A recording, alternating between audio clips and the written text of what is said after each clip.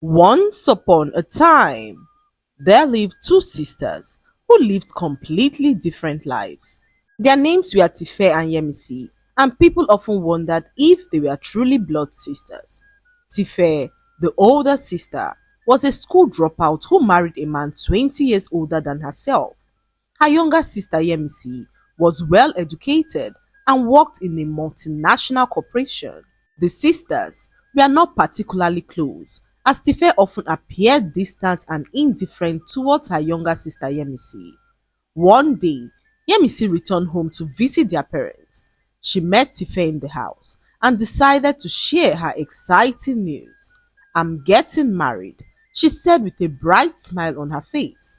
Their parents leaped for joy, hugging and congratulating her for the news. In a calm but joyful voice, Yemisi continued, revealing to them that she was also pregnant. The room fell silent as the joy that once filled the room disappeared. Yemisi sat there confused as she wondered why her parents were suddenly quiet. After what felt like forever, her father spoke up and informed her to bring the man that had piqued an interest in marrying her.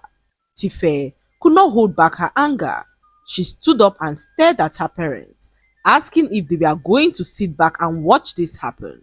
"I knew it," Tife said as she clenched her fist, her voice trembling with bitterness as she bared her mind to everyone that was present.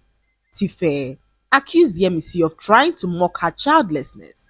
"I knew you would stop at nothing to rub my predicament in my face. You got pregnant just to mock my childlessness," she said to Yemisi, who stood there frozen and unable to speak, her smiles fading as she stared at her sister in disbelief. "Tife, how could you even think that?" Yemisi asked softly as she tried to calm her sister down. Their parents stood there confused, unsure of how to calm the storm that was now brewing between their daughters. But Tife had not finished bearing her mind. "All my life, I've been the one everyone hated, the one everyone whispered about behind closed doors. And now, you, perfect, successful Yemisi, have now come to mock my pain. You've even taken everything from me. And now, you've come to make a ridicule of my situation." Yemisi's eyes filled with tears as she stepped closer to her sister. "Tife, I have never ever tried to compete with you. I have never wished you harm for one day in my life. I only came here to share my joy with you, my family." But Tife turned away, tears pouring down her eyes as she stormed out of the house, leaving behind an awkward silence that pierced the heart of everyone present. Yemisi never got to understand why her sister Tife hated her this much. She sat there confused as she watched her mother speak to her sister on the phone, tell her to abort that pregnancy if she ever wants peace in this family. Tife said to her mother as she hung up the phone. Yemisi stood there frozen as she overheard her sister's demands over the phone. The joy of her pregnancy, as well as her upcoming marriage, was overshadowed by her sister's bitterness. Yemisi tried to shake off the pain, telling herself that Tife was simply hurting and didn't mean her words, but deep inside, Yemisi knew that Tife was dead serious. Their parents decided to call for a family meeting to address the issues between Tife and her sister, but Tife refused to show up to the meeting. Yemisi, being so loving and kind, decided to pay her sister a visit at home to see if she could have a word with her. She knocked on Tife's door repeatedly, but Tife refused to let her in. Yemisi, determined to have a word with her sister, stood there as she sang her sister's favorite song repeatedly. She remembered how Tife always loved to sing the song to her when they were little and believed that Tife would have a change of heart when she heard the song, but her plan did not work out as she planned. Tife angrily walked out of the house and poured her a bucket of soapy water. She warned her never to come to her house again, informing her that she was dead to her. Yemisi watched as Tife banged the door to her face, her entire body drenched in soapy water, as she turned around and walked away. The neighbors peeked through their windows as they whispered amongst themselves. They could not understand why Tife hated her younger sister this much. Tife had spent years building walls around herself, shutting her sister out completely. To her, Yemisi was a symbol of everything that she had lost: opportunities, affection, and now even the dream of motherhood. In Tife's eyes, Yemisi had taken everything from her. She believed their parents loved Yemisi more, praising her more, and overlooked her own struggles. Tife had convinced herself that her sister was to blame for every misfortune in her life. Yemisi was so heartbroken. She could not contain her tears. She loved her sister so much and wished that things were different between them. She returned home and decided to speak to her fiancé, who advised her to stay away from her sister for now. How can your sister suggest that you abort her baby? Is it because she has no child of her own? He asked Yemisi, who burst out in tears and began to cry. Weeks passed and their wedding preparations began. Yemisi tried severally to reach her sister, but Tife refused to pick her calls. She left so many messages, and Tife never responded to any of them. Yemisi decided to pay her sister a visit again. This time, she hoped to deliver her wedding invitation to her, hoping that she attends her wedding, which was now in a few weeks. But Tife ignored her persistent knocks. Yemisi then decided to slide the card underneath the door. She left a small note with the card, apologizing to Tife for anything that she could have done. Yemisi stood outside the door for a moment, hoping for any sign of acknowledgement from Tife, but the silence remained unbroken. With a heavy heart, Yemisi turned and walked away. She left her apology resting on the other side of the door as she returned home, hopeful that things would change. The day of their wedding finally arrived, and Yemisi looked so stunning in her wedding dress. Her face was glowing with happiness, despite the sadness that lingered in her eyes. Yemisi left one seat empty in the front row, hoping until the very last moment that Tife would walk through the door and be part of their special day. But as expected, her sister Tife never showed up. She was seated in her living room, watching a television program whilst her sister's wedding was ongoing. She could not bring herself to attend the wedding, knowing that her sister was pregnant. Tife could feel the bitterness in her heart. She could not help but blame her younger sister for all the things that she had been through in life. Her in-laws made her life a living hell. They blamed Tife for her childlessness and made a mockery of her at every given opportunity. Whenever someone in the family announced their pregnancy, Tife's mother-in-law would make mocking remarks at her. She constantly compared Tife to her co-wives, who were educated, had children, and seemed to bring pride to the family. The comparisons were relentless, with her mother-in-law asking why she chose to be useless. Whenever there was an important family celebration, Tife was either given menial tasks in the background or outrightly excluded from attending. She often sat at home alone, whilst her husband and his family celebrated without her. On one occasion, during a family party, her sister-in-law openly mocked her for not being able to conceive. "Maybe you should try some herbal remedies," she said loudly, causing others to laugh, whilst Tife stood frozen with embarrassment. Whenever she visited her in-laws in their home, they treated her like a maid. Tife was expected to cook, clean, and serve everyone without rest, whilst her sister-in-laws relaxed and enjoyed themselves. Even her husband began to neglect her feelings, often ignoring the fact that his family despised and ridiculed her. One morning, Tife received a text from her sister informing her that she was at the hospital.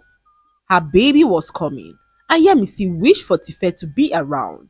"I am naming her after you, Tife Oluwa," the message read, as Yemisi told her sister how much she loved her. Tife sat there with the message in her hand. She could not believe that her sister planned on naming her baby after her. "What nonsense is this?" she said to herself angrily as she got dressed and headed to the hospital. Tife saw this move as the height of mockery. She decided to head to the hospital to warn Yemisi not to name her child after her. She got into the car and drove to the hospital, which was an hour away from her home. When she arrived at the hospital, she met her mother and brother-in-law in tears. Her sister Yemisi had just passed, leaving her newborn daughter and husband behind. Tife froze as the words sank in.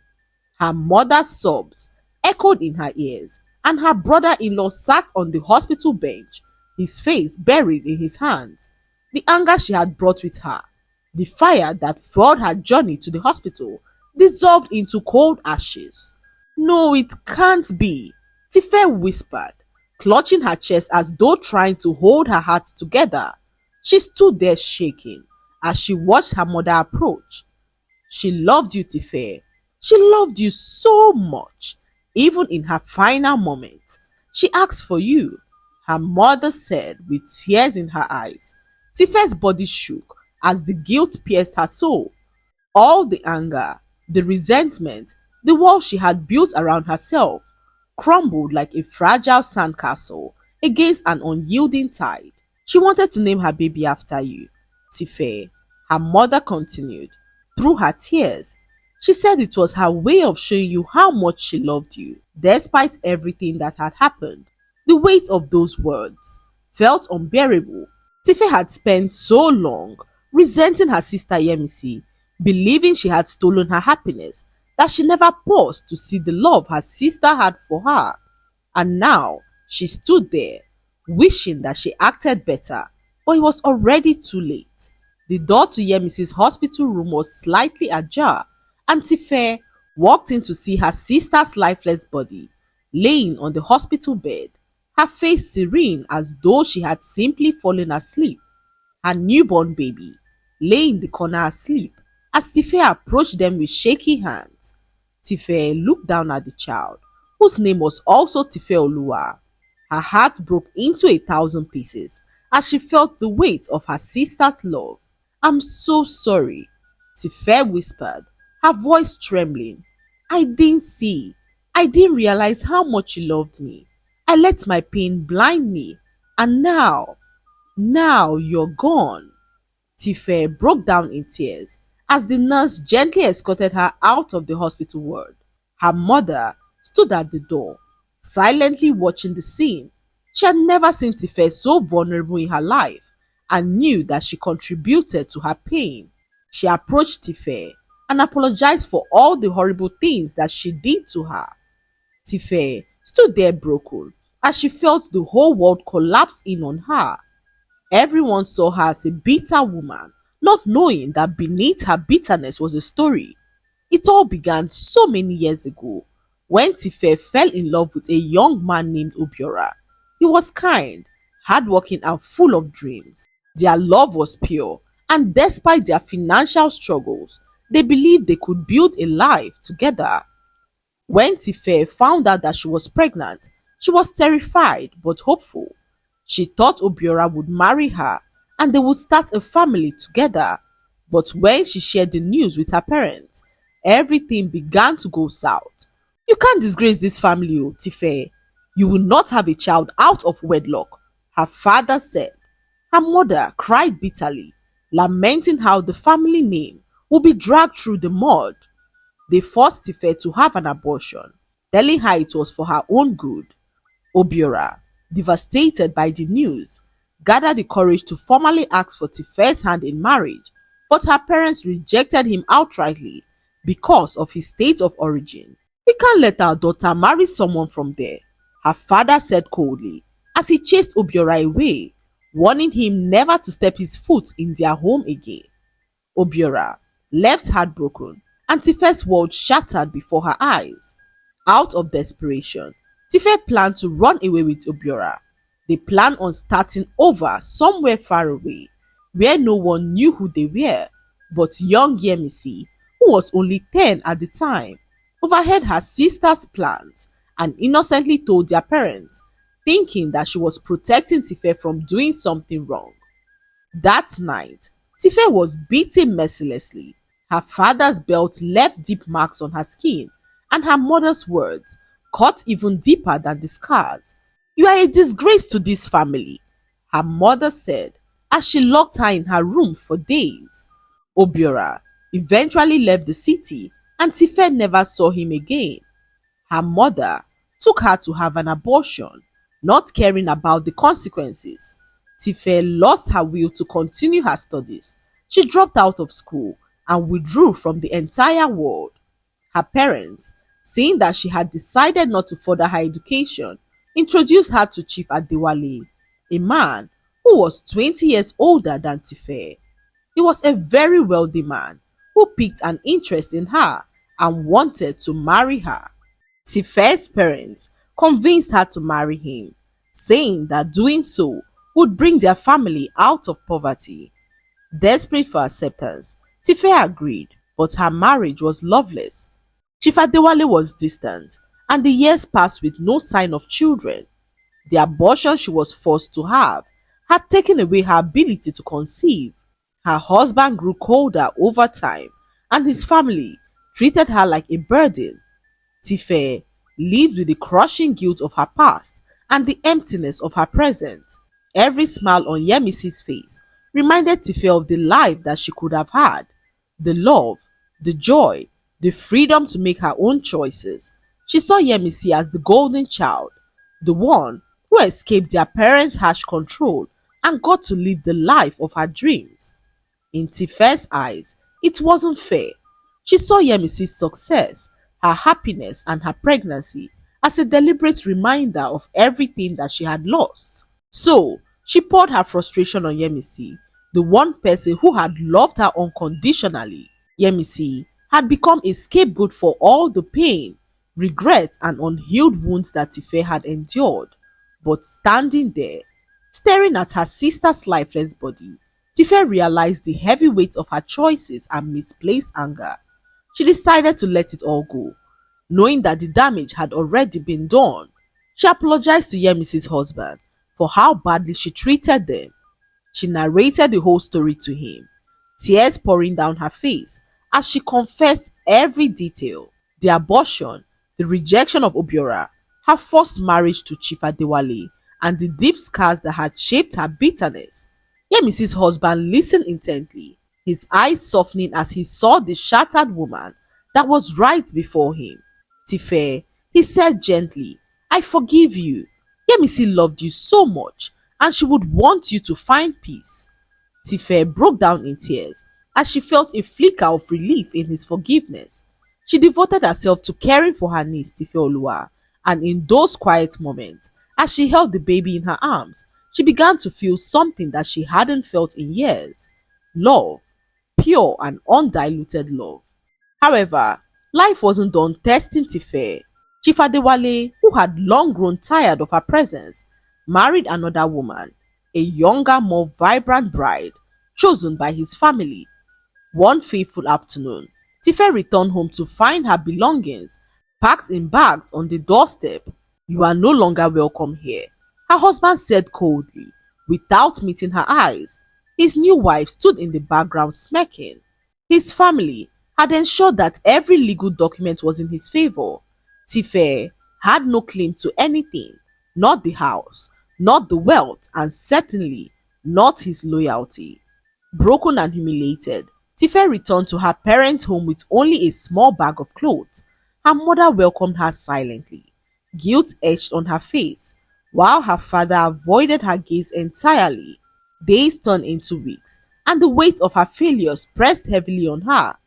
Desperate to escape her own thoughts, Tife decided to visit her niece, hoping that the baby's smile might bring her some comfort. When she arrived at Yemisi's husband's house, she knocked hesitantly, clutching a small teddy bear in her hand. The door opened, and there stood a tall man, his presence commanding yet warm. "Tife," he said in disbelief. Tife froze, staring at the familiar face. "Obiora," she whispered. It was him, her Obiora. His hair was shorter, streaked with faint signs of grey, but his deep eyes were still as kind as she remembered. "I didn't know you would be here." Tife stammered. Obiora smiled faintly. I came to visit my cousin. After I returned from abroad, I had no idea his wife was your sister, or that you were the same Tife I once loved. The air between them cracked with unspoken words, years of pain and regret hanging heavily in the silence. Please come in, Obiora said softly. Inside, little Tifeoluwa was sleeping peacefully in her crib. Obiora glanced at her and smiled. She looks just like Yemisi. She's beautiful. Tife felt tears prick her eyes. They sat down in the living room, and for the first time in decades, Tife shared everything with Obiora. The pain, the guilt, the years of isolation and bitterness. Obiora listened, his eyes filled with compassion. Tife, he said after a long pause, you were failed by so many people, but it's not too late to rewrite your story. Tife nodded as tears streamed down her face. Obiora had spent his years focused on his work that he never had time for women. He was now a successful medical doctor, and Tife could not believe how life had smiled on him. Over the next few weeks, Obiora and Tife began to rebuild their connection. He visited often, spending time with little Tifeoluwa and shared stories with Tife. Slowly, the walls Tife had built around her heart began to crumble, and for the first time in years, she felt truly seen and understood. Obiora was gentle, patient, and kind, never rushing Tife to confront emotions that she wasn't ready for. His presence brought a quiet calmness to the chaotic world. One evening, as they sat on the couch, Obiora asked Tife if she remembered when they used to sit under the mango tree by her house, talking about their dreams. Tife smiled faintly, her gaze distant. Yes, you always said you wanted to become a doctor, and I wanted to become a lawyer. Obiora looked at her intently. You deserve happiness, Tife. You've been carrying this pain for so long, and it's time to let it go. We can't change the past, but we can choose what happens next. Tife looked at him, her eyes glistening with tears. Obiora, I don't know if I can. I'm so broken. I've made so many mistakes. Obiora gently took her hand. We are all broken in some way, Tife, but sometimes the crack is what lets the light in. As months passed, Tife gradually opened herself up to healing. She focused on caring for her niece Tifeoluwa, showering her with all the love that she had in her heart. Obiora was always there, offering support, encouragement, and warmth. One evening, Obiora invited Tife to his home. It was a quiet evening, and Obiora had taken the time to prepare dinner. Tife was so delighted. They sat and ate, as Obiora reminded Tife of all the beautiful times that they had in the past.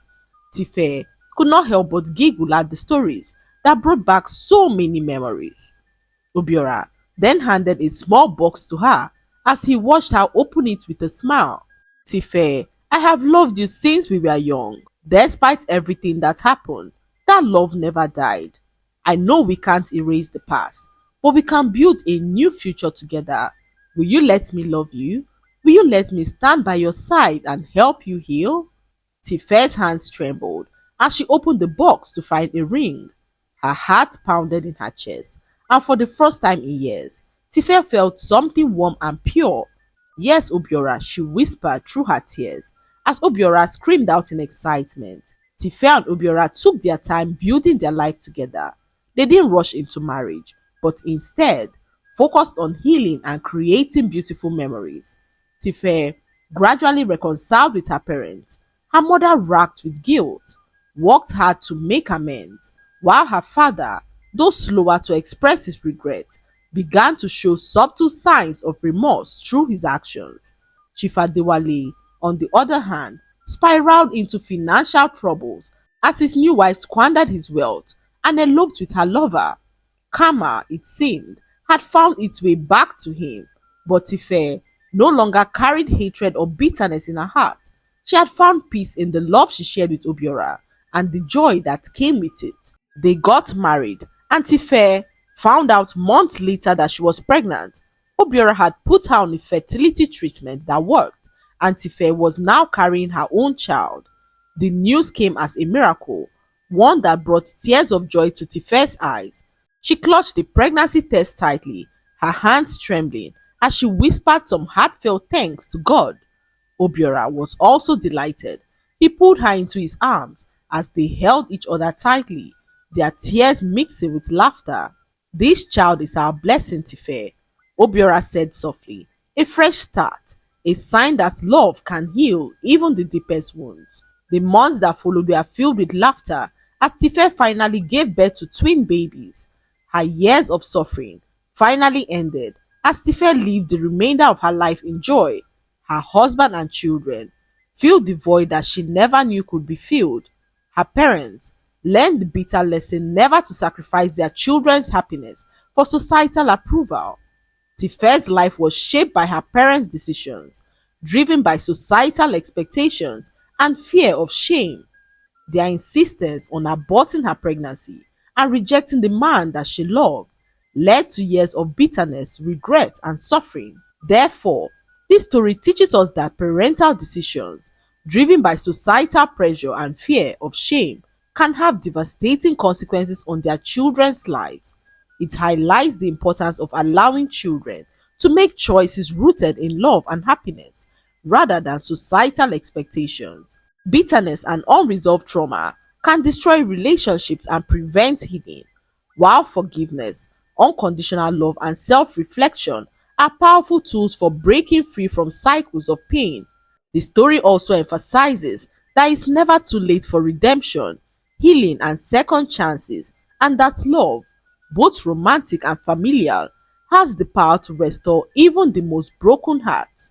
Finally, it serves as a reminder that true happiness comes from embracing love, letting go of resentment, and choosing to build a future free from the chains of the past. I hope you enjoyed the story.